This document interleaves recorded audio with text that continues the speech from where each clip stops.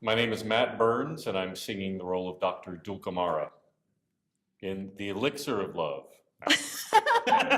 No middleman? No, but yeah, No. we definitely I went feel up like my you name there. is not doesn't have a We nice can make sort one of up for him. We'll see. Italian We'll or think on it. Spanish sounding name to it. I should be like, Matthew Mateo Burns. Matteo Bruciato.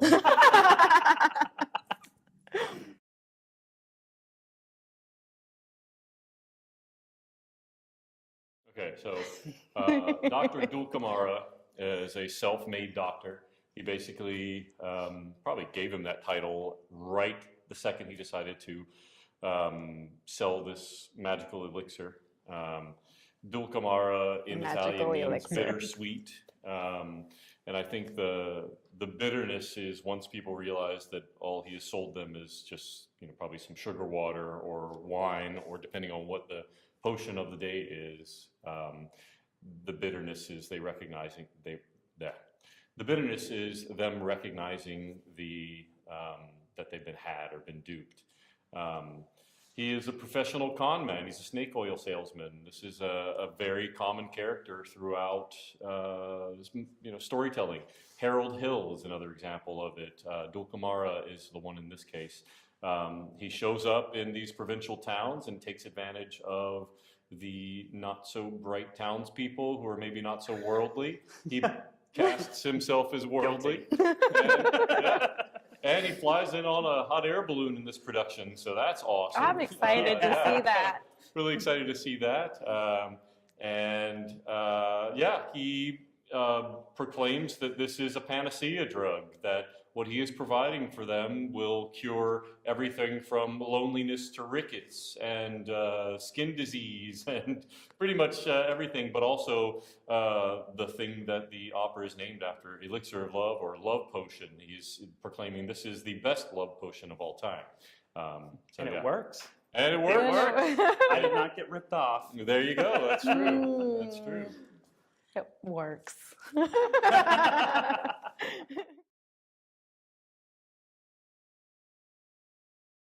Well, I mean, people go to an art museum. Maybe they're looking for a way to sort of like chill out in their life, or maybe they're looking for a way to kind of center themselves. They go to an art museum and they walk around and they look at all these different pieces of art, and then they find that one. They're like, "Oh my God." And they stand and look at it for a while. Why is this resonating with me so much? Same thing happens with opera, except operas are 2.5 hours long. It depends. And people are like, well, I don't know. No, I mean, I've never been to one. I don't know how to deal with it. It's the same thing as going to an art museum.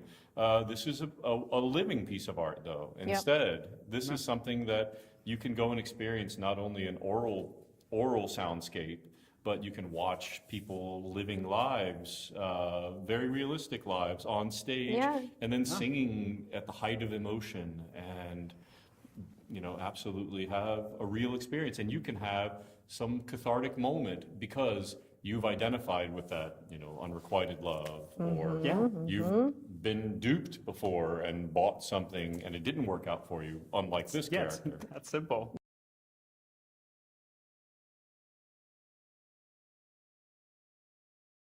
My parents did not, they never had classical music in their lives until I started studying at VCU, and would do stage shows. And they would come and see me do scenes, and I had no idea. They came and saw me do all choir concerts, and I sang some solos in choir concerts. And when I started doing theater, opera theater, they started getting used to it. And now, after 20 years of going to different operas, they wouldn't call themselves opera aficionados, but they've seen multiple productions of Bohème and Don Giovanni and Barber Seville, enough to be able to have conversations about it that maybe they wouldn't have prior.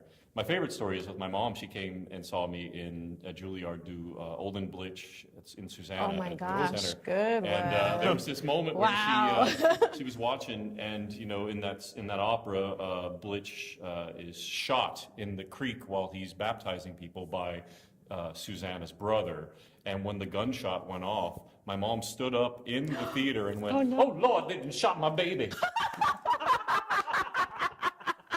And my dad was like, no, it's just It was a gunshot.